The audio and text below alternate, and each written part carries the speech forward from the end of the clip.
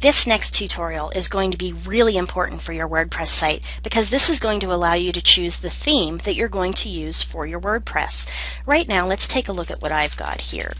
This one is the automatic default theme that shows up. And it has my picture, it's got my links down here, what they are so far, my search, comments, archives, and all of these can be adjusted. But let's say that I don't like this theme in particular. What I'm going to do next is I'm going to go to the top of my dashboard where it says WordPress Tutorial Hub, and I'm going to click on that. And it's going to bring me to my front page. And then I'm going to go down to Themes. And the theme is what makes it look like it looks. Right now this is 2011. 2011 is the default theme that WordPress gives you when you start. It allows you to customize your widgets, menus, theme options, header, and background. But there's also another 2010 down here that I can use, or I can install a theme. So let's say that I want to look for a theme by keyword. And I'm going to put in tutorial, just because I want to see what happens when people have designed themes that are done for teaching. And this is going to show me a few that come up with that particular keyword. Or I can go by author or tag.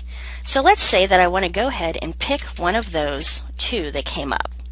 I can also go into featured, and these are just a whole bunch of different WordPress themes that are featured. There are recently updated, and there's also newest. So I'm just going to pick this one. It's called Catchbox, and I'm going to click install. It's installing my theme, and it's done. So I'm going to click Live Preview. And this is going to show me what my site will look like with this theme. If I decide I like what I've got, I'm going to click on Save and Activate. So now when I go into my WordPress page, the new theme is going to show up. So I've got Home and Sample page just like before, but I can go ahead in and I can change all kinds of things about this page. So let's go ahead in and take a look at the widgets that it's got installed. Widgets are just little programs that allow you to have certain things on the side.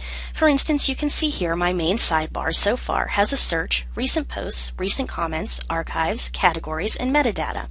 Sure enough, here's my search, comments, archives, categories, and metadata.